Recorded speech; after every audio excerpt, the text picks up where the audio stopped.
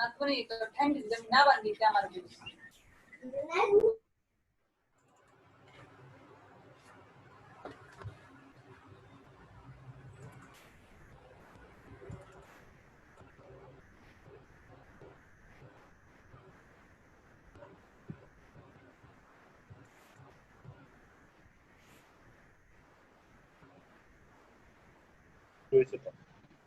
মেয়েরা কথা শোনা যাচ্ছে?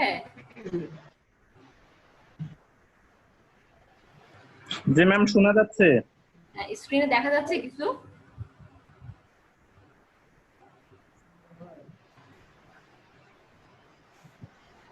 জি দেখা যাচ্ছে ম্যাম। দেখা যাচ্ছে? জি ম্যাম।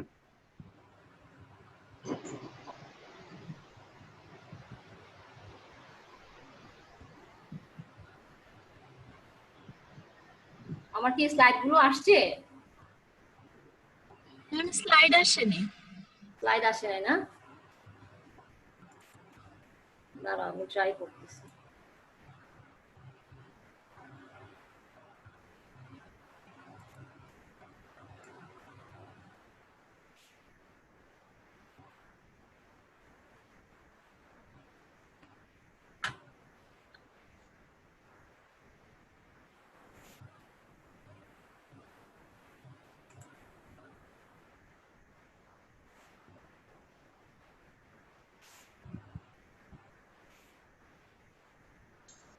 এখন দেখা যাচ্ছে?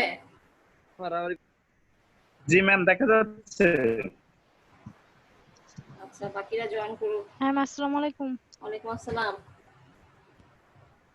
কি অবস্থা, সবাই আছো ভালো? আলহামদুলিল্লাহ আমি ভালো। ম্যাডাম ভালো নাই, আমি বন্যার মধ্যে আছি, তাই? পানি সব ডুবে গেছে বাড়ি। তাই কোথায়, তোমার বাড়ি কোথায়? লক্ষ্মীপুর রামগতি উপজেলা। হ্যাঁ কি বলে, ওখানে অবস্থা খুব খারাপ না এখন? জি আমার বাড়ি সব ডুবে, এখনো ডুবে আছে। কি আর করবো, এখন সময় খারাপ যাচ্ছে আসলে, এটা হলো কথা। আল্লাহ যেন সবাইকে রক্ষা করবে। জি ম্যাম সবাই দোয়া করবেন। হ্যাঁ ইনশাআল্লাহ, টেনশন করো না, দেখো সাবধানে থাকো, এখন তো অসুখ বিসুখ বেশি হবে, সাবধানে থেকো। বাকিরা কি অবস্থা, জয়েন করতেছে সবাই? কই এখনো দেখি মাত্র 25 জন। গত ক্লাসের আমি তো ওই পড়া শেষ করতে যে শেষ হলো না, একটুখানি রয়ে গেছিল, তো এখন ওই দেখো তো ওই কোনো সমস্যা আছে কি যারা ক্লাসে ছিল গতদিন? লাস্ট পড়াটা বুঝতে পারছিল? আমি বলছিলাম যে লাস্টে যে টপিকটা দিছিলাম ওটা বাংলা বইতে, ওই যে বলছিলাম যে ইয়া দেওয়া নাই, পয়েন্টস দেওয়া নাই, তো আমি ওই পয়েন্টস গুলা কি করেছি নিজে তৈরি করে দিয়েছিলাম, বলছিলাম যে তোমরা পয়েন্টস গুলা বুঝে নিজেরা অ্যান্সার লিখবা। তো এখন ওই পয়েন্টস যদি কোনো সমস্যা থাকে আমাকে জানাও, যদি পয়েন্টস গুলা বুঝতে না পারো আর কি। ঠিক আছে? তো আজকে আমাদের ক্লাস শুরু করি। হ্যাঁ টাইম চলে যাচ্ছে। আজকে আমরা যেটা পড়াবো সেটা হচ্ছে চ্যাপ্টার 4.4। এটা আমাদের গত ক্লাসে ছিল 4.3, আজকে 4.4। 4.4 এর পরে 4.5 আছে আবার, তারপরে কি আমাদের এই চ্যাপ্টার শেষ হবে। তার মানে চ্যাপ্টার 4 এ টোটাল চ্যাপ্টার 5টা মতো। এই এখন যেটা পড়াবো এটা টপিকের মানে চ্যাপ্টারের নাম দেখো, ম্যানেজিং পারসিভড কস্ট। অর্থাৎ হচ্ছে গিয়ে তোমার কি করে তুমি তোমার প্রত্যাশিত মূল্যগুলোকে ম্যানেজ করবা। পারসিভড মানে হচ্ছে গিয়ে প্রত্যাশিত, আর কস্ট মানে ব্যয়। প্রত্যাশিত যে ব্যয়টা আছে সেটাকে কিভাবে ম্যানেজ করবে, আর সেটা নন প্রফিট কোম্পানি কিভাবে করে সেটা। তো আসো আমরা একটা শুরুতে আগে দেখি আমাদের কি কি টপিকগুলো পড়তে হবে। দেখো অনেকগুলো টপিকের নাম দিয়েছি আমি, এটা কিন্তু চ্যাপ্টার 4.4 এর সবগুলো টপিকই দেওয়া হয়েছে সিলেবাসের সাথে যেটা আছে সেগুলাই। এখন এই টপিকগুলো তো সবগুলো এক ক্লাসে শেষ করা সম্ভব না। লাস্টে যে 3টা টপিক আছে অর্থাৎ pricing strategy, new product pricing strategy আর অ্যানালাইজিং প্রাইস ডিমান্ড রিলেশনশিপ, এই 3টা টপিক আমি এখনো এখানে দেই নাই স্লাইডে, এগুলো আগামী ক্লাসের জন্য রেখে দিয়েছি। বাকিগুলো আমি চেষ্টা করব করতে, তবে মনে হয় না শেষ করতে পারবো, কারণ যেগুলো পড়াবো চিন্তা করেছি আর সেগুলো অনেক বড়। আর তবে সবচেয়ে মানে ভালো কথা হলো যে এই চ্যাপ্টারের 80% কোশ্চেন তোমরা ফার্স্ট ইয়ারে প্রিন্সিপালস অফ মার্কেটিং এ পড়ে ফেলছো। অর্থাৎ প্রিন্সিপালস অফ মার্কেটিং এ যে প্রাইসিং চ্যাপ্টার ছিল, মূল্য নির্ধারণ, সেই চ্যাপ্টারে যে টপিকগুলো আমরা পড়েছি সেগুলাই আবার এখানে দেওয়া হয়েছে। তো ম্যাক্সিমাম টপিক আমাদের আগেই পড়া, কিন্তু তারপরেও যেহেতু আপনারা হয়তো ভুলে গেছেন, অবশ্য 4th ইয়ারেও পড়েছো তোমরা, মার্কেটিং ম্যানেজমেন্ট কোর্সও ছিল, তারপরও আমি আবার নতুন করে রিভিশন করতেছি, দেখো পড়া মনে পড়ে কিনা। তো আসো প্রথমে আসি, প্রথম কোশ্চেন, পারসিভড কস্ট, যার বাংলা বলেছি একটু আগে, প্রত্যাশিত ব্যয়। প্রত্যাশিত ব্যয় বলতে আসলে এখানে বলা হয়েছে, দেখো আবার ছবিটার মধ্যে দেওয়া আছে কাস্টমার পারসিভ ভ্যালু। এই প্রত্যাশিত ভ্যালু আর প্রত্যাশিত কস্ট এই দুটাই কিন্তু বেসিক্যালি হচ্ছে কাস্টমারদের জন্য।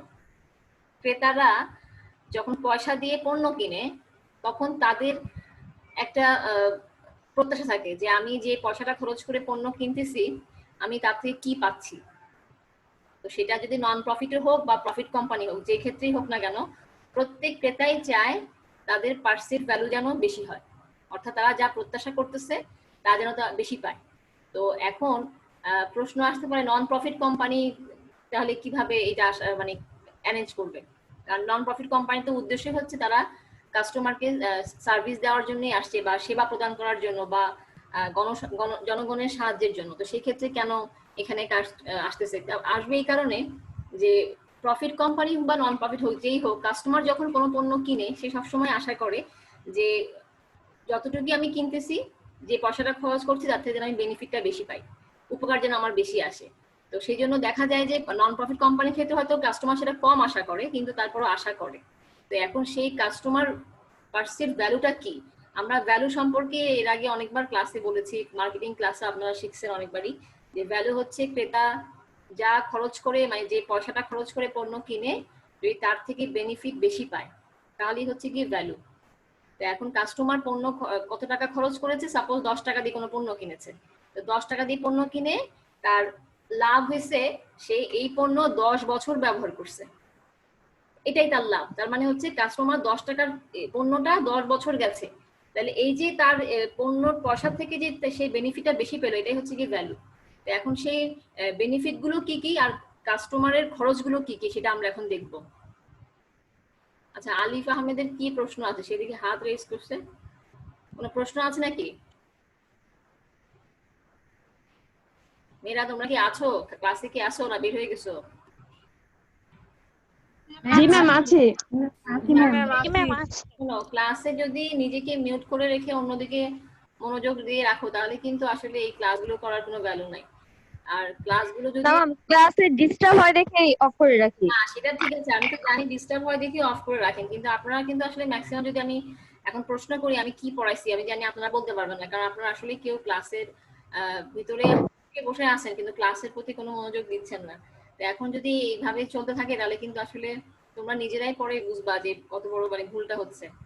কারণ ক্লাস কিন্তু যদি তুমি চেষ্টা করো একটু বোঝার বা শোনার, যদি ক্লিয়ারলি শোনা যায় তাহলে আমি মনে করি যে সেই স্টুডেন্টের বই ধরা লাগে না, ক্লাস দিয়ে কিন্তু পড়া হয়ে যায়। এখন আমি জানি না তোমরা আসলে জি ম্যাম। একটু একটু মনোযোগ দাও, দেখবা যে নিজেরাই বুঝবা যে না আসলে লাভ হচ্ছে। আর তাছাড়া যেহেতু পড়া তো আসলে বেসিক্যালি এখন বাসায় হয় না, আমি যেটা বুঝি তোমরা এখন যে পরিস্থিতিতে আছো আমার মনে হয় না কেউ বই নিয়ে বাসায় বসে। তো সেই ক্ষেত্রে আমার মনে হয় এই যে প্রতিদিন যদি একটু 45 মিনিটসের ক্লাস যদি আমরা করি আমার মনে হয় না খুব বেশি কষ্ট হওয়ার কথা। তো এই জন্য একটু চেষ্টা করেন মনোযোগ দেওয়ার জন্য। যদি কোনো নেটওয়ার্কিং প্রবলেম হয় তাহলে আমাকে অবশ্যই জানাতে হবে যে ম্যাডাম কথাগুলো কেটে কেটে আসতেছে বা শোনা যাচ্ছে না, ঠিক আছে? তাছাড়া অন্য সমস্যা হলে একটু চেষ্টা করেন মনোযোগ দেওয়ার। দেখো তাহলে আসি আমরা, ওকে ম্যাম। এখানে দেখো দুইটা অংশ দেখাইছে, একটা হচ্ছে total customer benefit, total customer cost. তার মানে আমরা বললাম যে ভ্যালু থেকে কিন্তু কাস্টমার কি পায়, বেনিফিট পায়, আর কস্ট হচ্ছে কাস্টমার কত টাকা খরচ করতেছে। তার মানে আমার যে 10 টাকা দিয়ে খরচ করলো আমার কাস্টমার, 10 টাকা দিয়ে সে আমার কাছে কি কি বেনিফিট পাইলো। তাহলে এখন দেখো কাস্টমার বেনিফিট পায় এই 4 রকমের, আর কাস্টমার খরচ করে এই 4 রকম, মানে কাস্টমারের খরচের ধরন 4টা, কাস্টমার বেনিফিট পায় 4টা। সেই 4টা কি কি? নাম্বার 1 প্রোডাক্ট বেনিফিট, তার মানে পণ্য কিনলাম সেটা হচ্ছে পণ্য বেনিফিট। আমরা কিন্তু যখনই একটা চকলেট কিনেও খাই সেটাও কিন্তু একটা বেনিফিট, চকলেটটা খেয়ে আমার মজা লাগতেছে বা মুখে দিয়ে রাখছে ভালো লাগতেছে টেস্ট পাচ্ছি, তাহলে এটাও কিন্তু একটা বেনিফিট। আবার কোনো পণ্য ব্যবহার করে আমার উপকার হচ্ছে, খাতা কিনলাম লিখতে পারতেছি, এটাও কিন্তু বেনিফিট। তার মানে কাস্টমার যখন বেনিফিট চায় সে প্রোডাক্ট থেকে প্রোডাক্টের বেনিফিট চায়। দেন সার্ভিস বেনিফিট, তার মানে হচ্ছে পণ্যটা কিনলাম এখন আমি সার্ভিসও চাই, অথবা আমি সার্ভিস কিনলাম তার মানে সার্ভিস যেন আমার জন্য লাভজনক হয়। অর্থাৎ আমি যদি বিউটি পার্লারে চুল কাটতে যাই তাহলে আমার চুল কাটা যেন সুন্দর হয়, এটা কিন্তু আমার বেনিফিট। আর যদি আমি কোনো প্রোডাক্ট কিনি যেটা থেকে বেনিফিট আমি সার্ভিস পেতে পারি, সেটা কিরকম, যে আমি এসি কিনলাম, এসি সার্ভিস হচ্ছে যে আমাকে 10 বছর গ্যারান্টি দিচ্ছে, তাহলে এটা হচ্ছে সার্ভিস বেনিফিট। এরপর আসেন পার্সোনাল বেনিফিট, মানে কর্মী সুবিধা, অর্থাৎ যারা আমাদের কাছে পণ্য সেল করতেছে, আমরা যারা যদি আমি কাস্টমার চিন্তা করি আমি নিজেকে, তাহলে আমি যার থেকে পণ্যটা কিনলাম সে আমাকে এমন কিছু উপকার করলো, সেটা কিরকম হতে পারে, সে আমাকে মানে মৌখিক ওয়ারেন্টি দিল, যে কোম্পানি থেকে ওয়ারেন্টি না, আমি নিজে আপনাকে ওয়ারেন্টি দিচ্ছি যে এই পণ্য কিনে আপনি ঠকবেন না, আপনি নেন, আপনি লাভবান হবেন, বা আপনার পণ্যটা ভালো করবে। তাহলে এই যে, অথবা কর্মী আমাকে এমন ভাবে ইনফ্লুয়েন্স করলো যে আমি কর্মী কথা শুনে মনে হলো যে না, এখন থেকে রেগুলার এখান থেকে এই পণ্য কিনবো। তাহলে এটা হচ্ছে পার্সোনাল বেনিফিট। আরেকটা আছে কি ইমেজ বেনিফিট। ইমেজ হচ্ছে যে আমি পণ্য কিনলাম, কিন্তু কেনার পর যেন আমার মনে হয় যে আমার একটা ইমেজ বাড়লো পণ্যটা কিনলাম। সেটা কেমন, মনে করেন আমি ডায়মন্ডের কোনো সেট কিনলাম, তো ডায়মন্ড আমরা জানি ডায়মন্ড বাংলাদেশে অনেক কোম্পানি আছে, তার মধ্যে ডায়মন্ড ওয়ার্ল্ড খুব নাম করা। তাহলে যদি ডায়মন্ড ওয়ার্ল্ড থেকে কিনি তাহলে কিন্তু আমার ইমেজটা বাড়বে। অথবা মোবাইল ফোন কিনতে গেলে আমি জানি যে বাজারে মোবাইল ফোনের অনেক ব্র্যান্ড আছে, কিন্তু স্যামসাং, আইফোন, নোকিয়া এগুলোর একটা আলাদা ইমেজ আছে। তাহলে যদি এখান থেকে কিনি তাহলে আমার একটা ইমেজ বাড়বে। তাহলে কাস্টমার কিন্তু পণ্য ক্রয়ের সময় ইমেজটাকে আশা করে। তাহলে এটা হচ্ছে ইমেজ বেনিফিট। তাহলে কাস্টমার এই 4 ধরনের বেনিফিট পায়। আর কস্ট হচ্ছে এই 4 ধরনের, মানে কাস্টমার কি পরিমাণ খরচ করে। প্রথমে আসি মনিটারি কস্ট, অর্থাৎ মনিটারি কস্ট হচ্ছে তোমার আর্থিক ব্যয়, অর্থাৎ যেটা টাকা দিল সেটাই হচ্ছে মনিটারি কস্ট। দেন হচ্ছে টাইম কস্ট, সময় দিল, ক্রেতা আমাকে সময় দিচ্ছে, এটা হচ্ছে সময় কস্ট, মানে ক্রেতা আমাকে সময় দিয়ে পণ্যটা কিনতেছে। এনার্জি কস্ট, ক্রেতা কিন্তু ঘুরে ঘুরে দেখে শুনে যাচাই বাছাই করে ক্রয় করতেছে, সেটা হচ্ছে এনার্জি কস্ট। আর একটা হচ্ছে সাইকোলজিক্যাল কস্ট, মনস্তাত্ত্বিক, অর্থাৎ ক্রেতা চিন্তা ভাবনা করতেছে, যে মানসিকভাবে চিন্তা করে যে আমি যদি পণ্যটা কিনি আমার কতদিন চলবে, বা আমার লাভ হবে কিনা, বা আমার এটা টিকবে কিনা, এই যে বিষয়গুলো, এটাকে বলতেছে সাইকোলজিক্যাল কস্ট। তাহলে এই 4 রকম খরচ করে ক্রেতা, আর বিনিময়ে 4টা বেনিফিট পায়। তো এখন যদি বেনিফিট যদি খরচ থেকে বেশি হয় তাহলে ভ্যালু সৃষ্টি হবে, আর যদি খরচ বেশি হয়ে যায় বেনিফিট কম হয় তাহলে আর ভ্যালু সৃষ্টি হবে না, ক্রেতা ডিস্যাটিসফ্যাকশন আশা করবে, তাদের মধ্যে আমার আর সন্তুষ্টি আসলে না, অসন্তুষ্টি কাজ করবে। এই হচ্ছে গিয়ে পারসিভড কস্ট। এখন পারসিভড কস্টের পর নেক্সট কোশ্চেন হচ্ছে setting money prices of the product service offer of non profit organization, অর্থাৎ নন প্রফিট কোম্পানিগুলো কিভাবে তাদের পণ্যের মূল্য নির্ধারণ করে। তো পণ্যের মূল্য নির্ধারণটা আমরা বলেছি যে আসলে বেসিক্যালি যেহেতু নন প্রফিট কোম্পানি কখনোই মুনাফার চিন্তা করে বাজারে থাকে না, ওদের কাজই হচ্ছে জনগণের সেবা করা বা কোনো সমাজের স্বার্থে কাজ করা। তো দেখা যায় ওরা মানে প্রফিট কোম্পানির মতো কখনোই ওরকম মানে খুব বেশি লাভের আশায় পণ্যের মূল্য নির্ধারণ করে না, কারণ ওদের যে রেভিনিউ আসে, অর্থাৎ ওদের যে ফান্ড গুলো আসে, হ্যাঁ, ওরা যে কোম্পানি চালায়, ওদের এই মেইন এগুলো কিন্তু আসে হচ্ছে সরকার থেকে অথবা কোনো ডোনেশন কোম্পানি থেকে বা কোনো দেশের কোনো সামাজিকভাবে বড় কোনো ব্যক্তি থেকে। তাহলে এই কারণে দেখা যায় ওরা এই রেভিনিউটাকে যাতে করে মিনিমাইজ করে অনেক বেশি ভালো সার্ভিস দিতে পারে, সেই কারণে ওরা এমন ভাবে প্রোডাক্টের প্রাইস নির্ধারণ করে যাতে করে ক্রেতা সন্তুষ্ট হবে, পাশাপাশি নন প্রফিট কোম্পানির যে উদ্দেশ্য সেটাও সফল হবে। তো এখন তারপরেও দেখা যায় নন প্রফিট কোম্পানিগুলো যখন মূল্য নির্ধারণ করে, নিচে যে পয়েন্টস গুলো দেওয়া আছে দেখো, প্রফিট ম্যাক্সিমাইজেশন, মার্কেট ডিফারেন্সিয়েশন, এগুলো হচ্ছে ওদের উদ্দেশ্য। যদিও বললাম যে ওরা প্রাইসটা নির্ধারণ করে মূলত কিন্তু জনগণের স্বার্থে চিন্তা করে, তারপরেও বলা হচ্ছে যে এরপরও ওরা কিন্তু আরো কিছু উদ্দেশ্যের কারণে কিন্তু প্রাইসিংটা করে থাকে। তার মধ্যে নাম্বার 1 হচ্ছে প্রফিট ম্যাক্সিমাইজেশন, অর্থাৎ নন প্রফিট কোম্পানি যেহেতু প্রফিট কম, তারপরও যেটুকু আশা করে সেটা যেন ম্যাক্সিমাইজ হয় সে চিন্তা করে কিন্তু ওরা পণ্যের মূল্য নির্ধারণ করে। এরপর আসে মার্কেট ডিফারেন্সিয়েশন, অর্থাৎ অন্য কোম্পানির তুলনায় ওদের বাজার যেন আলাদা হয়, মানে ওরা যে পণ্যটা বাজারে নিয়ে আসছে নন প্রফিট হিসেবে, ওদের প্রোডাক্টটা যেন অন্য কোম্পানি থেকে ডিফারেন্স হয়, সেভাবে তারা কিন্তু বাজারে পণ্য নিয়ে আসে। এরপর আসা হচ্ছে কি মার্কেট সাইজ ম্যাক্সিমাইজেশন, অর্থাৎ বাজারে যেন পণ্যের কাস্টমারের সংখ্যা বেশি হয় সেজন্য তারা কিন্তু পণ্যের মূল্য নির্ধারণ করে। এরপর আসে মিনিমাইজিং কস্ট, অর্থাৎ খরচ যেন কম হয়, অর্থাৎ যেই উৎপাদন তারা করতেছে কাস্টমারদের জন্য সেই উৎপাদন খরচ যেন কম হয়, সেই জন্য কিন্তু ওরা চিন্তা করে সেভাবেই খরচ কমিয়ে পণ্যের মূল্যটাকে কম ধরে বাজারে ছাড়ে। এরপর আসি ডিলিং উইথ কম্পিটিশন, প্রতিযোগিতা মোকাবেলা করে, অর্থাৎ অন্য কোম্পানি থেকে যেন ওরা আলাদাভাবে একটু টিকতে পারে বাজারে, আলাদা একটা অবস্থান নিতে পারে, সেভাবে তারা প্রোডাক্টের প্রাইসিং করে। এরপর আসেন সোশ্যাল অ্যাকসেপ্টেন্স, সামাজিকভাবে যেন ওদেরকে স্বীকৃতি দেওয়া হয় যে না, যে প্রাইসিং ওরা করেছে এই প্রাইসিং এ পণ্য বাজারে ছাড়াটা উচিত নন প্রফিট হিসেবে, সেভাবেই কিন্তু ওরা আসলে বাজারে পণ্যের মূল্য নির্ধারণ করে। এইভাবে করে একটা নন প্রফিট কোম্পানি তাদের প্রোডাক্ট বা অফার বা প্রাইসিংটা নির্ধারণ করছে। সেকেন্ড, এটা 4 মার্কের কোশ্চেন, যেটা এর আগে করলাম এটাও 4 মার্কের ছিল, যেটা সেকেন্ডে এখন পড়াইলাম এটাও 4 মার্কের।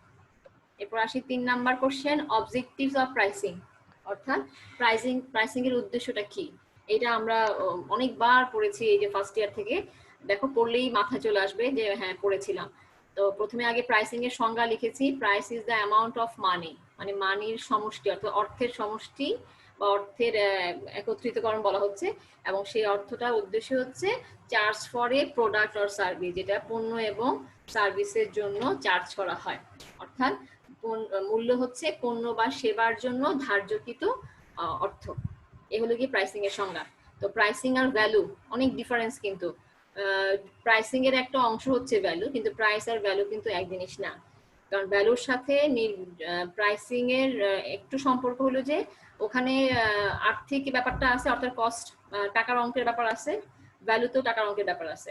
প্রাইসিং পুরোটাই টাকা, আর ভ্যালুটা হচ্ছে টাকা যেটা খরচ করতেছে তার থেকে বেনিফিট যেন বেশি হয়। এই হলো গিয়ে প্রাইস আর ভ্যালু ডিফারেন্স।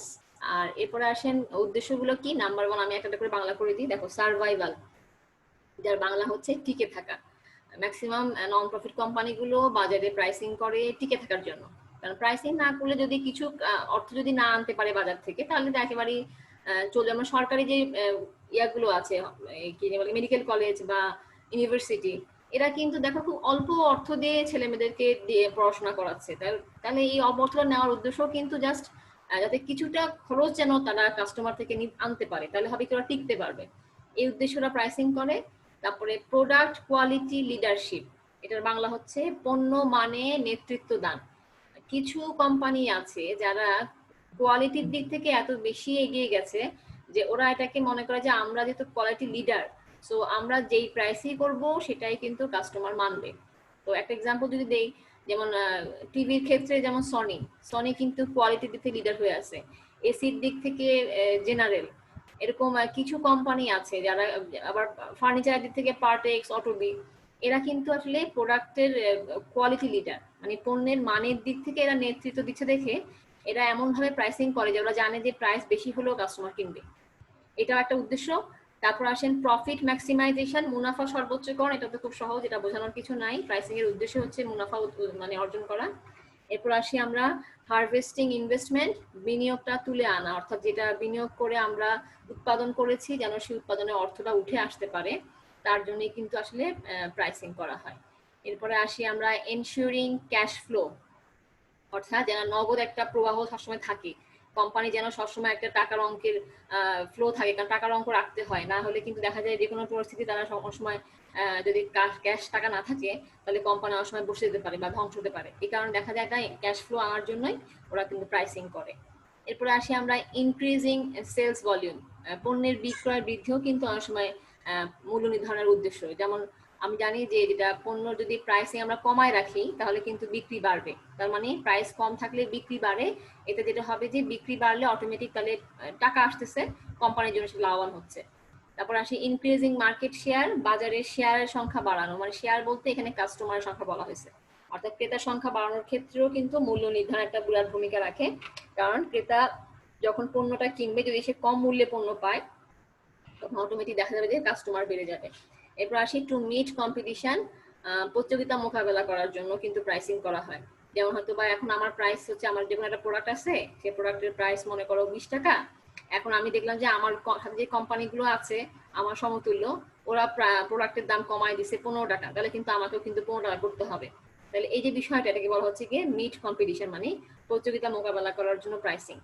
তারপর আসি টু স্ট্যাবলিশ প্রাইস, মানে হচ্ছে মূল্যের স্থিতিশীলতা রক্ষা করতে হবে। মূল্য স্থিতিশীল মানে হচ্ছে যে পণ্যের যখন অনেক চাহিদা থাকে তখন দেখা যায় প্রাইস খুব আপ ডাউন করে। যেমন এখন একটু আগে যে বন্যার কথা বললো, বন্যার কারণে কিন্তু এখন প্রচুর পণ্য ঢাকার বাইরে থেকে ঢাকায় আসতে পারতেছে না, ফলে হচ্ছে কি ওইসব পণ্যের দাম অনেক বেড়ে গেছে। তখন দেখা যায় এই অনেক কোম্পানি এইসব সমস্যার সমাধান করার জন্য প্রাইসিং চেঞ্জ করে। তাহলে এটার উদ্দেশ্য হচ্ছে পণ্যের মূল্যকে স্থিতিশীল রাখা। এরপর আসি টু মেইনটেইন ফেভারেবল ইমেজ, অর্থাৎ অনুকূল ভাবমূর্তি বজায় রাখা।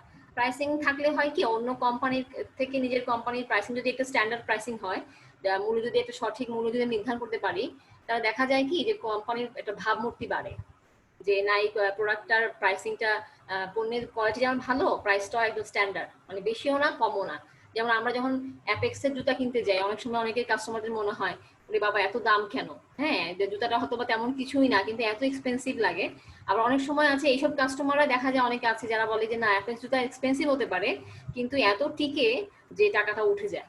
তাহলে এটাই হচ্ছে গিয়ে একটা ইমেজ বৃদ্ধি করা, তার মানে এটাকে বলা হচ্ছে যে অনুকূল ভাবমূর্তি বজায় রাখার জন্য প্রাইসিং করা হয়, এগুলো গিয়ে প্রাইসিং এর উদ্দেশ্য। এরপরে next question, pricing adjustment strategy, অর্থাৎ কিভাবে মূল্য সমন্বয় করা হয়। তো মূল্য সমন্বয় মানে হচ্ছে কখনো বেশি কখনো কম। তো এটা কেন করা হচ্ছে, কারণ হচ্ছে প্রত্যেকটা কোম্পানি যখন প্রথম বাজারে আসে সে কি করে একটা প্রাইসিং নিয়েই আসে। যেমন আমি বাজারে মনে করেন একটা ইয়া ছাড়লাম, ফ্রিজের ব্যবসা শুরু করলাম, তো ফ্রিজ ছাড়লাম, প্রথমে যে ফ্রিজটার মডেলটা নিয়ে আসছি ফ্রিজের দাম হচ্ছে 50,000, তাহলে 50,000 টাকার একটা ফ্রিজ আমি, এটা হচ্ছে আমার প্রাইসিং এর প্রথম শুরু। এরপরে কিন্তু আমি আস্তে আস্তে এই প্রাইসিং কখনো হয়তো বাড়াবো কখনো হয়তো কমাবো। হ্যাঁ, এই যে বাড়ানো কমানোটা কি বলতেছে অ্যাডজাস্টমেন্ট। কখনো বাড়াইলাম, এটা একদিকে আমার চিন্তা করতে হয় ভবিষ্যতে কমাইতে হতে পারে, আবার কমায় দিলাম পরে আবার বাড়াই নিব, এটাও কিন্তু হচ্ছে গিয়ে অ্যাডজাস্টমেন্ট, সমন্বয়। তো সমন্বয়গুলো কিভাবে করা যায় দেখো, এখানে আমি যে একটু কালো করে করে দেখাইছি, মেইন পয়েন্টস হচ্ছে এখানে চারটা, আরো সামনে আরো আছে, এটা অনেক বড় দেখে আমি দুইটা স্লাইডে করতে হয়েছে। তো প্রথম স্লাইডে দেখো discount and allowances pricing. Discount মানে বাট্টা, অ্যালাউন্সেস মানে ছাড়। তো দুইটার মধ্যে একটু সামান্য ডিফারেন্স আছে। একটা বাট্টা হচ্ছে গিয়ে এই দেখো পয়েন্ট আকার দিছি 1 2 3 4 করে, এগুলো হচ্ছে বাট্টা। হ্যাঁ, মানে হচ্ছে আমি বিভিন্ন ভাবে পণ্যের প্রাইসটা কমাইলাম, ডিসকাউন্ট দিলাম। আর অ্যালাউন্সেস হচ্ছে যে আমার যে প্রোডাক্টের তালিকা আছে, মানে আমার বাজারে 10টা পণ্য আছে, 10টা পণ্যের যে প্রাইসিং আমার এতদিন ছিল সেই প্রাইসিং থেকে আমি সব পণ্যেরই কিছু কিছু পণ্য কমায় দিলাম প্রাইস অল্প সময়ের জন্য, তাহলে ওটা হচ্ছে ছাড়, অ্যালাউন্সেস। আর ডিসকাউন্ট যেটা হয় সেটা কিরকম দেখো, নাম্বার 1 ক্যাশ ডিসকাউন্ট। তো ক্যাশ মানে হচ্ছে নগদ ছাড়, নগদ বাট্টা। তো নগদ বাট্টা মানে হচ্ছে আপনি যদি কেউ যদি আমার পণ্য কিনে, এখন যদি কিনে, তাহলে যদি সে তাদেরকে যদি আমি বলি যে হ্যাঁ তোমরা 30 দিনের মধ্যে যদি শোধ করতে পারো, তবে আমার পণ্যটা কিনেছে, কেনার পরে আমি মানে ফ্রিজের ব্যবসা মনে করো যে আমি ফ্রিজ বিক্রি করতেছি, যদি কেউ আমার পণ্য ফ্রিজটা যদি ডিসকাউন্টে কিনতে চায় বা ডিসকাউন্ট পেতে চায়, তাহলে যেটা করতে হবে, আমার পণ্য যদি তুমি লোন মানে পুরো টাকা শোধ না করে কিস্তিতে কিনতে চাও, তাহলে সেই ক্ষেত্রে তোমাকে 30 দিনের মধ্যে আমার টাকা শোধ করতে হবে। আর যদি তুমি 30 দিনের মধ্যে টাকা শোধ করতে পারো তাহলে তুমি 2% ডিসকাউন্ট পাবা। তাহলে এই যে বিষয়টাকে বলতেছে ক্যাশ ডিসকাউন্ট। অর্থাৎ আমি একটা সুযোগ দিলাম যে আমার পণ্য যদি তুমি এখন কেনার উদ্দেশ্য যে তুমি ঠিক আছে টাকা দিতে পারতেছো না একবারে, তো তুমি আমাকে কিবা ভেঙে ভেঙে দিবা। তো ভেঙে ভেঙে দিলে আমার শর্ত হচ্ছে তোমাকে 1 বছর বা 6 মাসে দিতে হবে বা 1 মাসে দিতে হবে। যদি তুমি দিতে পারো 6 মাস, 1 বছর বা 1 মাসের মধ্যে, তাহলে তুমি আমার কাছ থেকে হয় 5% ডিসকাউন্ট পাচ্ছ। এটাকে বলা হচ্ছে ক্যাশ ডিসকাউন্ট, মানে নগদ অর্থের ছাড়। মানে 1 মাসে টাকাটা যদি 50,000 টাকা হয়, তাহলে 50,000 টাকা তুমি 2% হলে তুমি আমার কাছ থেকে 1200 টাকা ছাড় পাচ্ছ। এই হলো গিয়ে ডিসকাউন্ট। এরপর আসি হচ্ছে গিয়ে কোয়ান্টিটি ডিসকাউন্ট। কোয়ান্টিটি মানে হচ্ছে পরিমাণের দিক থেকে ছাড়। সেটা কিরকম, যে পরিমাণ অর্থাৎ তুমি আমার 500 গ্রাম এখন যদি 500 গ্রাম কিনো, এই সময় আমার অফার চলতেছে, 500 গ্রাম যদি কিনো তাহলে ওই যে টাকা দিয়ে কিনতেছো সেই 500 গ্রামের সাথে তুমি 100 গ্রাম এখন ফ্রি পাবা। তার মানে তুমি 500 গ্রামের টাকা দিয়ে 600 গ্রাম পাচ্ছ। এটা হচ্ছে কোয়ান্টিটি ডিসকাউন্ট। এরপর আসি ফাংশনাল ডিসকাউন্ট, যার বাংলা হচ্ছে কার্যভিত্তিক বার্তা। তো ফাংশনাল ডিসকাউন্টটা আসলে বেসিক্যালি কখনো কোনো কোম্পানি কারো কোনো কাস্টমারের জন্য দেয় না, এটা দেয় হচ্ছে মধ্যস্থ কারবারের জন্য। অর্থাৎ খুচরা যা পাইকারি বিক্রেতা যারা আছে তারা যেন বেশি পরিমাণে কিনে, তার জন্য কি করে যারা উৎপাদনকারী প্রতিষ্ঠান ওরা এই ধরনের ফাংশনাল ডিসকাউন্ট দিয়ে থাকে। তো সেটা কিভাবে দেয়, যে যদি সে বেশি পরিমাণে কিনে তাহলে সে 20% ডিসকাউন্ট পাবে। অর্থাৎ খুচরা পাইকার যদি থাকে তারা যদি লটে লটে মাল বেশি কিনতে পারে তারা একটা ডিসকাউন্ট দিব, আর যদি কম করে কিনে তারা ডিসকাউন্ট নাই। এই হচ্ছে কি ফাংশনাল ডিসকাউন্ট। সিজনাল ডিসকাউন্টটা কি, মৌসুমি বার্তা। এটা সবাই আমরা জানি যে মৌসুমে এক একটা মৌসুমে এক এক ধরনের কোম্পানি ছাড় দেয়। যেমন মাঝখানে যে কোরবানি ঈদের সময় একটা ছাড় পাইছি আমরা, ঈদের ছাড়। তারপর আবার যে দেখা যাচ্ছে যে কি বলে এটাকে কি বলবো, শীতের সময় গরমকালের পোশাকে ছাড় পাওয়া যায়। তাহলে এই যে বিষয়গুলোকে হচ্ছে সিজনাল ডিসকাউন্ট। অল্প সময়কালীন দেয়, মানে সময় বিভেদ করে এক একটা সময় ডিসকাউন্ট দিচ্ছে। আবার দেখা যাচ্ছে আমের সিজনে দেখা যায় আমের দাম অনেক কমায় দেওয়া হচ্ছে, তাহলে এটা হচ্ছে কি মৌসুমি ডিসকাউন্ট। এরপর আসেন সেগমেন্টেড প্রাইসিং। সেগমেন্টেড এর বাংলা হচ্ছে গিয়ে বিভক্ত মূল্য নির্ধারণ, মানে প্রাইসটাকে ভাগ করে করে প্রাইসিং করে, মানে মূল প্রাইসটাকে ভাগ করে। তো কিভাবে ভাগ করে, নাম্বার 1 কাস্টমার সেগমেন্ট প্রাইসিং। ক্রেতাকে ভাগ করে প্রাইসিং করে। তো ক্রেতাকে তো আর কাইটা ভাগ করতে পারবে না, ক্রেতা তো আর মানুষ, ওটা ভাগ করা যাবে না। তো কি করতে হবে, ক্রেতার বয়স অনুযায়ী ভাগ করতে পারে, ক্রেতার ইনকাম অনুযায়ী ভাগ করতে পারে। এইভাবে করে যখন ক্রেতাকে প্রাইসিং করে তখন বলছে কাস্টমার সেগমেন্ট প্রাইসিং। এটার উদাহরণ আপনারা খুব ভালোই বুঝতে পারতেছেন যে যখন আমরা বাসে উঠি, বাসে উঠলে বলা যায় স্টুডেন্টদের জন্য ভাড়া হাফ, তার মানে হচ্ছে এখানে কাস্টমারদের পেশা ওয়াইজ কাস্টমারকে ভাগ করেছে। স্টুডেন্ট হলে ভাড়া হাফ, আর স্টুডেন্ট যদি না হয় তাদেরকে ফুল ভাড়া দিতে হবে। অথবা আপনি পার্কে গেলেন এখন ফ্যান্টাসি কিংডমে, ওখানে আপনি আপনার কাজিনকে নিয়ে গেলেন, কাজিনের বয়স 5 বছর, তাহলে 5 বছরের বাচ্চা যখন ঢুকবে তখন কিন্তু ওদের বলা আছে 50% ডিসকাউন্ট। আর যদি আপনি যেহেতু অ্যাডাল্ট, আপনি ঢুকলে কিন্তু ফুল দিতে হবে। আবার মনে করো বুফে খাইতে গেলে কোনো রেস্টুরেন্টে, ওখানেও দেখা যাবে যে বাচ্চাদের বয়স 8 বছর 10 বছর হলে 30% ডিসকাউন্ট পায়। তাহলে এটাকে বলছে কাস্টমার সেগমেন্ট প্রাইসিং, ক্রেতা ভিত্তিক প্রাইসিং করা। এরপর আসি প্রোডাক্ট ফর্ম প্রাইসিং, পণ্যের ধরন অনুযায়ী, অর্থাৎ পণ্যের বিভিন্ন সাইজ করা হয়, যেমন 100 গ্রাম, 500 গ্রাম, 600 গ্রাম। এই যে তাহলে এক একটা 100 গ্রামের প্রাইস একরকম, 500 গ্রামের প্রাইস একরকম। তাহলে এই যে প্রাইসিং করা, এটাকে বলছে প্রোডাক্ট ফর্ম প্রাইসিং। তবে আবার দেখা যায় কি যে 100 গ্রামের দাম যদি 10 টাকা হয়, তাহলে 200 গ্রামের দাম হবে 20 টাকা। কিন্তু তা না করে ওরা কি করে, 100 গ্রাম 10 টাকা, 200 গ্রাম কিনলে 18 টাকা, তাহলে আরো 2 টাকা কম পাচ্ছি আমরা। তাহলে এই ধরনের প্রাইসিং কে বলা হচ্ছে প্রোডাক্ট ফর্ম প্রাইসিং। এরপরে আসি লোকেশন প্রাইসিং। লোকেশন মানে হচ্ছে অবস্থান ভিত্তিক, মানে ক্রেতারা কোথায় আছে তার বেসিসে প্রাইসিং। তো সাধারণত দেখা যায়, এটা এক্সাম্পল দিই, ঢাকার মধ্যে, ঢাকাতে ধানমন্ডি, গুলশান, বনানী, তারপরে মিরপুর, হ্যাঁ, তো এই প্রত্যেকটা এলাকায় যদি আপনারা ঘুরে ভিজিট করেন তাহলে দেখতে পাবেন যে কিছু কিছু পণ্য আছে যেগুলা সব জায়গায় সেম দাম না, মানে একই জিনিস দেখি বোঝা যাচ্ছে সেম জিনিস, কিন্তু এলাকার কারণে প্রাইসিং এ কম বেশি। আবার গ্রাম থেকে শহরে আবার পণ্যের দাম বেশি হয়। তাহলে এই জিনিসগুলোকে বলা হচ্ছে লোকেশন প্রাইসিং। এরপর আসি টাইম প্রাইসিং, সময়কে প্রাইস করা হয়েছে। সময় বলতে সেটা মাস হতে পারে, দিন হতে পারে, ঘন্টা হতে পারে। তো সেটা কিভাবে প্রাইসিং করে, যে তুমি যদি সকাল 5টা থেকে 9টা পর্যন্ত কথা বলো মোবাইলে, তাহলে পার কল রেট হবে 30 পয়সা। আর 9টার পর থেকে কথা বললে সারাদিনে কল রেট হবে হচ্ছে কি 50 পয়সা। তাহলে এটা হচ্ছে টাইম প্রাইসিং, সময়কে যখন ধরে প্রাইসিং করা হয়। অর্থাৎ মোবাইল ফোন কোম্পানিগুলো সময় প্রাইসিং করে। এছাড়া অন্য কোম্পানিগুলোও করে, যেমন যে বললাম আমের সময় যে আমের মূল্য বাড়ে কমে, তাহলে এটাও কিন্তু এক ধরনের সময় প্রাইসিং, টাইম ওয়াইজ প্রাইসিং করতেছে। অথবা হতে পারে যেমন এই যে আগস্ট মাস গেছে, শোকের মাস, অনেক কোম্পানি অনেকভাবে অফার দিছে, তাহলে এটাও একটা সময় প্রাইসিং। আচ্ছা, এই হলো গিয়ে প্রাইসিং এর ডিসকাউন্ট সেগমেন্টেড। এবার আসি আমরা সাইকোলজিক্যাল প্রাইসিং। সাইকোলজিক্যাল বাংলা হচ্ছে মনস্তাত্ত্বিক। তো মনস্তাত্ত্বিকের প্রথম প্রাইসিং বলছে প্রেস্টিজ প্রাইসিং। আমরা কাস্টমারদের মধ্যে একটা ভাবমূর্তি আছে, যেটার উপর বেস করে আমরা অনেক সময় কোম্পানিগুলো প্রাইসিং করে। সেটা কিরকম দেখো, আমরা অনেক সময় এমন কোথাও কিছু কিনতে গেছি বা খেতে গেছি, যাওয়ার পরে মনে হয়েছে যে এটার দাম এরকম হওয়া উচিত ছিল। মানে হয়তো বা যে একটা রেস্টুরেন্টে গেলাম, রেস্টুরেন্টটা খুবই হাইফাই করে সাজানো, দেখে মনে হচ্ছে 5 স্টার রেস্টুরেন্ট। তো সেখানে যখন আমি খেতে গেলাম, যদি আমি এখন খেতে যাই দেখি যে পণ্যের দাম অনেক কম, কিন্তু আমার মনের মধ্যে একটা খুঁতখুঁতি কাজ করবে যে কি ব্যাপারে, এত হাইফাই একটা কোম্পানি রেস্টুরেন্ট, কিন্তু প্রাইস এত কম কেন, নিশ্চয়ই খাবারের মান খুবই খারাপ হবে।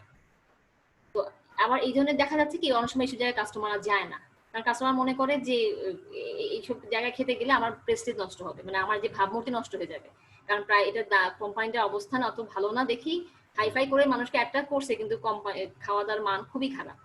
এটাকে বলছে প্রেস্টিজ প্রাইসিং। আবার এটাকে আবার অন্যভাবেও দেখা যেতে পারে, যে গুলশানে একটা রেস্টুরেন্ট করলো, অত বেশি হাইফাই না, মোটামুটি লেভেলের করছে, কিন্তু গুলশান দেখে ওরা কি করেছে, জানা যে এখানে গেলে কাস্টমারের প্রেস্টিজ একটু বাড়বে দেখে ওরা এইভাবে প্রাইসিং করে, তাই কি করে পণ্যের দাম অনেক বাড়ায় লিখে। এটাকে বলছে প্রেস্টিজ প্রাইসিং। এরপর আসেন odd even pricing. Odd even মানে হচ্ছে বেজোড় আবার জোড়, 2 রকম প্রাইসিং করে। তো কিরকম, তুমি দোকানে ঢুকলা, বাটার শোরুমে ম্যাক্সিমাম প্রোডাক্টের প্রাইসিং, ম্যাক্সিমাম মানে সবই প্রোডাক্টের প্রাইসিং দেখবা ওরা কি করে, বেজোড় সংখ্যায় প্রাইসিং করে। 799, 999, তারপরে 559, হ্যাঁ, বা 499, এগুলো প্রাইসিং করলে হয় কি মনস্তাত্ত্বিক একটা বিষয় কাজ করে। দেখো কিভাবে, 499 একটা দোকানে গেলা, একটা দোকানে দেখলা যে 500 টাকা, মনে কি আল্লাহ রে 500 টাকা এত দাম। আর 499 শুনলে মনে কি মাত্র 499, এত কম। তাহলে এই যে বিষয়টাকে বলতেছে প্রেস্টিজ প্রাইসিং। আচ্ছা, এরপরে আসেন হচ্ছে গিয়ে সরি কি বললাম, অড ইভেন প্রাইসিং ওটা বলছি। তাই অড ইভেন হচ্ছে কি বললাম যে 799 400, হ্যাঁ মানে আমাদের ভিতরে ওই 99 দেখলে কম লাগে, বাট যখন ফুল অ্যামাউন্টটা দেখি রাউন্ড ফিগার তখন মানে কি আল্লাহ এত টাকা বেশি কেন। এটা হচ্ছে গিয়ে অড ইভেন প্রাইসিং। এরপর আসে হচ্ছে প্রমোশনাল প্রাইসিং, মানে প্রমোশনের উদ্দেশ্যে অর্থাৎ বিক্রয় বাড়ানোর জন্য যেসব প্রাইসিং করা হয়, যেমন ডিসকাউন্ট, যে একটু পড়ালাম প্রথম পয়েন্টসে বাপটা ছাড় দিচ্ছে, সেটা হচ্ছে promotional pricing. Special event pricing, অর্থাৎ একটা স্পেশাল সময় চলতেছে, তাহলে যেমন ঈদের সময় অনেক কোম্পানি ছাড় দেয়, হ্যাঁ তারপর দেখা যাচ্ছে পহেলা বৈশাখ আসতেছে অনেক কোম্পানি ছাড় দিচ্ছে, তাহলে ওটা হচ্ছে স্পেশাল ইভেন্ট। একটা স্পেশাল ইভেন্টকে সামনে রেখে বা কোনো একটা উৎসবকে সামনে রেখে প্রাইসিং করতেছে। ক্যাশ রিবেটস মানে হচ্ছে নগদ ছাড়। নগদ যে বললাম যে যদি আপনি 500 গ্রাম কিনেন তাহলে আপনি এটা পাবেন হচ্ছে 50% দামে। যেমন এখন একটা ওই যে মেয়েরা ভালো বলতে পারবে, বায়োজিন একটা নাম করা ফার্মাসিউটিক্যালস আছে, ওরা করে কসমেটিক্স কোম্পানি, ওরা মানুষ মেয়েদের মুখের বেশ ভালো ট্রিটমেন্ট করে, ওরা এখন দেখা গেছে যে অনেক ডিসকাউন্ট 70% ডিসকাউন্ট দিচ্ছে। তাহলে এগুলো হচ্ছে ক্যাশ রিবেটস, মানে নগদের দিক থেকে অনেক ছাড় দিচ্ছে। ওদের এক্সপেন্সিভ প্রোডাক্ট বিক্রি করে কিন্তু এখন অনেক ছাড় দিচ্ছে। আচ্ছা আমার হাতে সময় আছে আর মাত্র 8 মিনিট, তো আমি যেটুকু পারি পড়াই দিই, বাকিটা বাদ যাবে। এই যে প্রমোশনাল প্রাইসিংটা এই যে আবার এখানে দেখো নেক্সট স্লাইডে আমি দিয়ে ফেলছি, মানে অর্থ এটা পড়াচ্ছিলাম যেটা আর কি। হ্যাঁ এটা গেল, এবার আসি জিওগ্রাফিক্যাল প্রাইসিং। সেটা হচ্ছে কি ভৌগোলিক মূল্য নির্ধারণ। ভৌগোলিক মানে হচ্ছে এই বেসিক্যালি এই প্রাইসিংটা হচ্ছে মানে তোমার ডেলিভারি কস্টের উপর বেস করে করা হয়, মানে এমন ভাবে প্রাইসিং করতেছে যে ডেলিভারি কস্টটা কারণে প্রাইসিং চেঞ্জ হবে। তো নাম্বার 1 FOB, এটা আপনারা সবাই জানেন, ফ্রি অন বোর্ড প্রাইসিং। অর্থাৎ এখানে যেটা করা হয় যে ডেলিভারিটা সম্পূর্ণ কাস্টমারের, মানে পরিবহন খরচটা কাস্টমারের, অর্থাৎ পণ্যের দাম সবার জন্য সমান, যেখান থেকে কিনো, যে জায়গা থেকে কিনো, যে পরিমাণেই কিনো সবার ক্ষেত্রে সমান, কিন্তু তোমার ডেলিভারি যে কস্টটা মানে যেটা পরিবহন খরচ সেটা কিন্তু কাস্টমারকে দিতে হবে, এখানে কোম্পানি কোনো বিয়ার করবে না।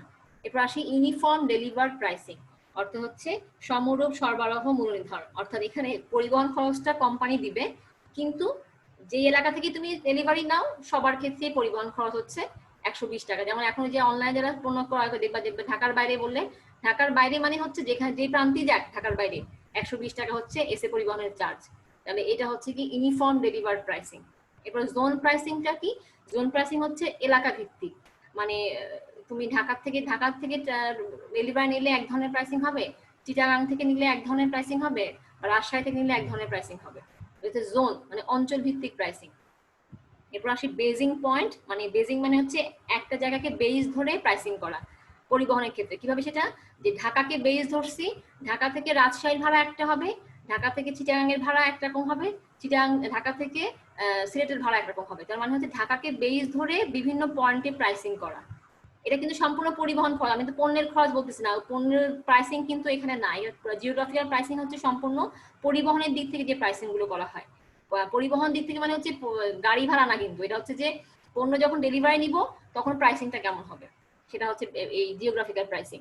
তারপর আসেন ফ্রাইট অ্যাবজর্পশন প্রাইসিং, যার ভাড়া হচ্ছে কি বাংলা হচ্ছে ভাড়া শোষণ মূল্য নির্ধারণ।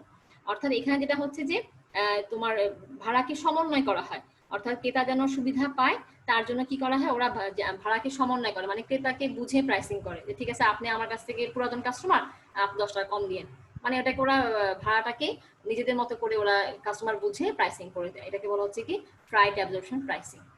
আর লাস্টে দুটো আছে এর মেইন পয়েন্টস। ইন্টারন্যাশনাল মানে হচ্ছে আন্তর্জাতিক প্রাইসিং, আর আমরা এটা খুব ভালোই জানি যে যেমন প্রাণ কোম্পানি এখন ইন্ডিয়াতে পণ্য সেল করে, প্রাণের যেগুলো জিনিস আমরা এখানে থেকে যে প্রাইসে কিনি বা ইন্ডিয়াতে কিন্তু সেই প্রাইসে বিক্রি হয় না, কারণ ইন্টারন্যাশনাল দেশে অবশ্যই প্রত্যেকটা দেশ অনুযায়ী প্রোডাক্টের প্রাইসিং হয়, এই জন্য বলা হচ্ছে এটা এক ধরনের প্রাইসিং। আর ডাইনামিক প্রাইসিং হচ্ছে গতিশীল মূল্য নির্ধারণ। গতিশীল মানে হচ্ছে চেঞ্জ হবে, ক্রেতার বৈশিষ্ট্য, ক্রেতার প্রয়োজন, ক্রেতার অবস্থান, বিভিন্ন কারণে যখন একটা দেশ তার পণ্যগুলোকে কাস্টমার বেস করে প্রাইসিং করে, মানে এক এক সময় কারোর জন্য বেশি কারোর জন্য কম। যেমন শাড়ি কিনতে গেলে মেয়েরা দেখে ফেস করে যে একজন কাস্টমারকে দিচ্ছে কম দামে কারণ সে পরিচিত কাস্টমার, অন্যজনকে দিচ্ছে বেশি দামে। তাহলে এই যে চেঞ্জিং হচ্ছে এটাকে বলতেছে ডাইনামিক প্রাইসিং, মানে অর্থাৎ ক্রেতার বৈশিষ্ট্য অনুযায়ী ভাগ করে ওরা কাস্টমারকে প্রাইসিং করে দেয়। এই হলো গিয়ে আমাদের প্রাইস অ্যাডজাস্টমেন্ট স্ট্র্যাটেজি, মূল্য সমন্বয় কৌশল। এইগুলা আমার মনে হয় আপনারা অনেক পড়েছেন না আগে? কেউ একজন কমেন্ট করে বলেন তো পড়ছিলেন, কারো কি মনে পড়ে? জি ম্যাম পড়েছি। পড়েছেন, এগুলা কিন্তু অনেক পুরাতন পড়া এবং সেভারাল টাইমস পড়া হয়েছে। তারপরে আমি আবার বললাম কারণ যেহেতু আমাদের সিলেবাসে আছে আমাদের পড়াতেই হবে। তো আজকে দেখো আমার কাছে সময় আছে 4-5 মিনিটের মতো, আমি একটা টপিক ধরি, দেখি কতটুকু পারি, না পারলে অফ করে দিব, নেক্সট ক্লাস থেকে আবার এটা শুরু করবো। তাইলে এটা হচ্ছে প্রাইস চেঞ্জ, মূল্যের পরিবর্তন। এটা আপনারা পড়েছেন, মূল্যের পরিবর্তন দেখো কিভাবে হয়। প্রথমে বলছে ইনিশিয়েটিং প্রাইস কাট, মানে মূল্য কমায় দেওয়া। তো কাট কেন করে? এক্সেস ক্যাপাসিটি হতে পারে, যে চাহিদা অনেক বেশি হয়েছে, আর যে কাস্টমার এত চাহিদা চাইতেছে, তাহলে আমি প্রাইসটা কমাই দিলাম, যা এখন এত দামে সেল করবো না, এত আমার যেহেতু অনেক চাহিদা, আমাকে বাজার তাহলে ধরতে হবে ভালো করে, তাহলে আমি প্রাইস কমাই দিলাম। অথবা ফলিং মার্কেট শেয়ার, অনেক সময় মার্কেট শেয়ার কমে যায়, মানে কাস্টমার পছন্দ করতেছে না আমাকে, তখন আমি দাম কমাতে পারি। স্ট্রং প্রাইস কম্পিটিশন, কম্পিটিশন অনেক বেশি হয়ে গেছে, মানে এত এখন প্রতিযোগিতা বেড়ে গেছে, যদি আমি এখন প্রাইস না কমাই তাহলে আমার কাস্টমার আমার কাছে আসবে না, এটার কারণে আমরা প্রাইস কমাই দিই। তারপর আনউইলিংনেস টু বাই প্রোডাক্ট, অনেক সময় দেখা যায় যে পণ্য ক্রয় ক্রেতাদের আগ্রহ কমে যায়, ক্রেতাদের চাহিদা পরিবর্তন হতে পারে বা নতুন পণ্য বাজারে আসতে পারে, তখন দেখা যায় যে আমার পণ্যের প্রতি কাস্টমারদের চাহিদা কমে গেছে, তখন আমি প্রাইসটা কমাই দিতে পারি। তাহলে এই ইনিশিয়েটিং প্রাইসিং কার্ডস মানে হচ্ছে মূল্য কমানোর উদ্যোগ গ্রহণ করে। এই প্রাইস চেঞ্জ মানে হয় কমাবে নালে বাড়াবে, তো কমানোর কারণ হচ্ছে এই কয়টা। আর প্রাইস যখন ইনক্রিজ করে, এটা 2 নাম্বার পয়েন্ট, কেন করে? কস্ট ইনফ্লেশন, মানে হচ্ছে ব্যয়স্ফীতি, অর্থাৎ হচ্ছে যে দেখা গেল যে উৎপাদন ব্যয় বেড়ে গেছে, উৎপাদন ব্যয় বাড়লে স্বাভাবিক আমাকে প্রাইস বাড়াতেই হবে, তাহলে এটার কারণে আমরা দেখা যাচ্ছে প্রাইস বাড়তেছে। তারপর ওভার ডিমান্ড, অনেক সময় অনেক কোম্পানি, যে বললাম যেমন ঈদের সময় বাসের ভাড়া বাড়ায় দেওয়া হয়, কেন? কারণ এত ডিমান্ড বেড়ে যায়, তখন বাধ্য হয়ে ওরা কাস্টমারকে সরানোর জন্য ডিমান্ড, এই যে প্রাইসটা বেশি করে দেয়, এটাকে বলা হচ্ছে ওভার ডিমান্ড। এটা আপনারা পড়েছেন, ডিমার্কেটিং বলে। তারপর আসেন উইক কম্পিটিটরস এক্সিস্টেন্স, অর্থাৎ দেখা যায় যে দুর্বল প্রতিযোগীরা আছে, মানে যারা আছে আমার সাথে প্রতিযোগী কোম্পানি, ওরা এত দুর্বল যে আমি যদি প্রাইস বাড়ায়ও দিই তাতে করে আমার ডিমান্ড কমবে না, তখন দেখা যায় যে কোম্পানিগুলো প্রাইস বাড়া দিচ্ছে। এরপর আসে increasing the supply of money, অনেক সময় দেশে যদি অর্থের যোগান অনেক সময় বৃদ্ধি পেয়ে যায়, তখন দেখা যায় যে ওরা প্রাইস বাড়ায় দেয়, মানে অর্থের যোগান মানে হচ্ছে মানুষের হাতে টাকা বেশি হয়ে গেছে, তখন কি করে? তখন কোম্পানিগুলো প্রাইস বাড়ায় দিয়ে টাকাগুলোকে ক্যাপচার করে। এই হলো গিয়ে প্রাইস ইনক্রিজিং। এরপর মেইন পয়েন্টস কি আছে? Buyer reaction to price change, তো প্রাইস যখন চেঞ্জ হয় তখন বায়াররা কি রিয়াকশন করে? রিয়াকশন হচ্ছে যে বায়াররা মনে হয় পণ্যের মান খারাপ হয়ে গেছে, তাই মনে প্রাইস বাড়াই দিছে বা কমাই দিছে, অথবা মনে করতে পারে যে কি কোম্পানির হয়তো বা অনেক টাকা বেশি, মানে আমাদের কাছে চার্জ করতেছে লাভ বেশি পাওয়ার জন্য, এটাও কাস্টমার মনে করতে পারে যখন প্রাইসটাকে বাড়ায় দেওয়া হয় তখন। তারপর দেখা যাচ্ছে যে কি হয়েছে, পণ্য হয়তো বা ত্রুটি হতে পারে বা পণ্যের মান খারাপ হয়েছে বা পণ্যের মধ্যে খারাপ কিছু আছে, তখনও দেখা যায় যে ওরা কি করে, বায়াররা মনে করে যে এই জন্য মনে প্রাইস বাড়াইছে। অর্থাৎ প্রাইস যখন বাড়ায় দেওয়া হয় তখন বায়ারদের মধ্যে রিয়াকশন গুলো এই কারণেই হয়, যে হয় পণ্য খারাপ তাই প্রাইস, পণ্য মনে হয় ডিমান্ড বেশি বেড়ে গেছে তাই মনে হয় প্রাইস বাড়াই দিছে, বা পণ্য যদি কমায় দেয় প্রাইস, তাহলে মনে করে পণ্যের মান খারাপ হয়ে গেছে তাই প্রাইস বাড়াই দিছে। তাহলে এইগুলোর কারণে দেখে বায়ার রিয়াকশনটা চেঞ্জ হয়। এরপর আসেন কম্পিটিটরস রিয়াকশন, মানে প্রতিযোগীরা কি মনে করে, আজকের পরে আমি শেষ করতে পারবো না, এটা এখানে শেষ বন্ধ করে দিই, কারণ এগুলো এত দ্রুত পড়ালে আপনারা পড়া বুঝতে পারবেন না। তো মেয়েরা, ছেলেমেয়েরা যারা ক্লাসে আছো, জয়েন করছো, আমাদের হাতে আর 1 মিনিটের মতো সময় আছে, আমাকে বলো যে কোনো সমস্যা পাইছো আজকে পড়াতে? আজকে পড়া বুঝতে পারতেছেন? হ্যাঁ ম্যাম, বুঝতে পেরেছি, কিন্তু আগের প্রশ্নটা কত মার্কের ছিল? আগের প্রশ্নটা ছিল কোনটা? ওই যে অ্যাডজাস্টমেন্টটা। প্রায়, হ্যাঁ হ্যাঁ। অ্যাডজাস্টমেন্টটা ব্রিফ আকারেও আসে, 10 মার্কেরও আসে, 4 মার্কেরও আসে। 4 মার্ক কখন আসবে? যখন ওই যে তোমার মেইন পয়েন্ট যেগুলো আছে সেগুলো এক একটা কোশ্চেন আকারে আসতে পারে। আমি তো কোশ্চেন লাস্টে দিয়ে দিব, তখন তোমার নিজেরা বুঝতে পারবা, তাহলে তখন 4 মার্কের। আচ্ছা, পুরোটা আসে 10 মার্কের। আর 1 মার্কের তো বুঝতেছি, কারণ এক একটা, যেমন ডিসকাউন্ট কাকে বলে, তারপরে রিবেটস কাকে বলে, এক একটা কোশ্চেন 1 মার্কের আসতে পারে, এইরকম আর কি। ও আচ্ছা, কোশ্চেন গুলো আমি যখন দিব তখন আপনাদের ক্লিয়ার হবে। তো 10 মার্কের আসে তখন ওকে। চেষ্টা করবা মেইন পয়েন্টস গুলো লিখতে, সাব পয়েন্ট কমাই দিতে, কারণ নাহলে এত বড় কোশ্চেন লিখে শেষ করতে পারবে না। অনেক পয়েন্টস তো 10 মার্ক বুঝে তখন লিখতে হবে। আর তোমাদের মনে ইনকোর্স বন্ধ, তাই না? খবর পাইছো? না ম্যাম। হ্যাঁ, ইনকোর্স কিন্তু বন্ধ হয়ে যাচ্ছে। বললেন ম্যাম, বুঝতে পারিনি। ইনকোর্স পরীক্ষা। ম্যাম তাহলে কি আমাদের 100 মার্কসের এক্সাম হবে? হ্যাঁ, 100 মার্কস এক্সাম হবে, কারণ কিন্তু আপনাদের প্রেশার অনেক বেড়ে যাবে, এই জন্য লেখার পরিমাণ বাড়াইতে হবে। ঠিক আছে, 100 মার্কের পরীক্ষাতে লেখার পরিমাণ বাড়াইতে হবে, প্রচুর হাতে স্পিড বাড়াতে হবে। তো যাই হোক, এই হলো আজকে। তাহলে আজকে ক্লাসে বাকিটা পড়াচ্ছি না, নেক্সট ক্লাসে আমরা এই প্রাইস চেঞ্জ থেকে আবার শুরু করব। ঠিক আছে, সবাই ভালো থাকো, সুস্থ থাকো। আচ্ছা ম্যাম। আল্লাহ। ওকে ম্যাম, আপনিও ভালো থাকেন। আসসালামু আলাইকুম। আপনি ভালো থাকেন। আচ্ছা, ওয়ালাইকুম আসসালাম।